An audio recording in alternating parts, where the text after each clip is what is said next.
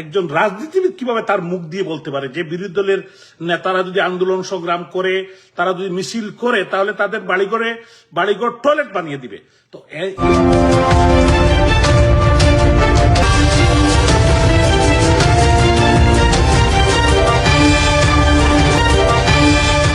স্পর্ধা দেখে যে আওয়ামী লীগের নেতাকর্মীর বাড়ি টয়লেট বানিয়ে দিবে আসাদুজ্জামান রিপন, এটা মনে রাখতে হবে। এটা বাংলাদেশ, 6 ঋতুর দেশ।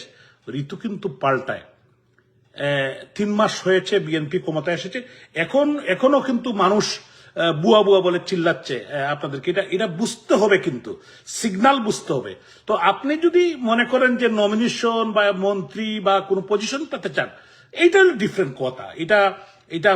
এটা অন্য জিনিস। এটার জন্য হাত পা ধরেন দলের নেতাদেরকে, কিন্তু এরকম একটি অভদ্রভাবে আপনি এটা পারিবারিক শিষ্টাচারের ঊর্ধ্বে উঠে এবং রাজনৈতিক নেতা হিসাবে যে কথা আপনি বলেছেন অত্যন্ত গর্হিত।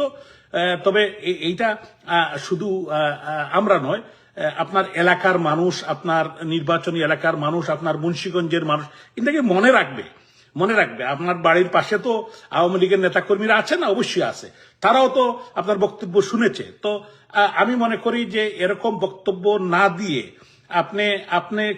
আপনি এবং আপনারা কিভাবে দেশের মানুষের জন্য কাজ করতে পারেন এবং মানুষকে সেবা দিতে পারেন, এদিকে নজর রাখবেন।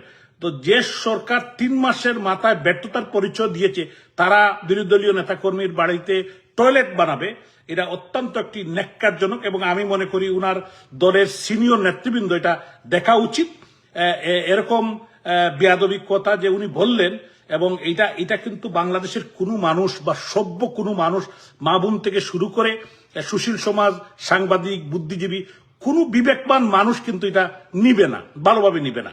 এটা উনার বোঝা উচিত এবং আমি মনে করি উনি বুঝেই বলেছেন। তবে আমি একটি কথা বলে রাখতে চাই, আমরা তো বেশি খারাপ কথা বলতে পারি না, আমরা ভদ্রলোকের সন্তান।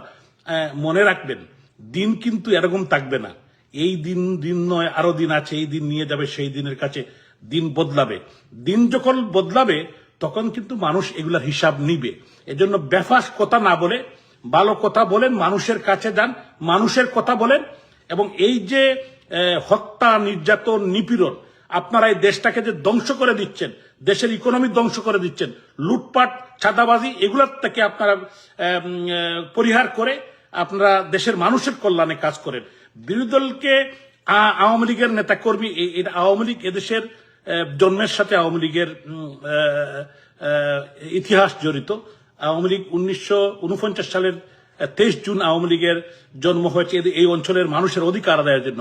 সো মাইন্ড ইট, যে আওয়ামী লীগ সম্পর্কে কোনো কথা বলতে হলে এটা হিসাব করে বলতে হবে।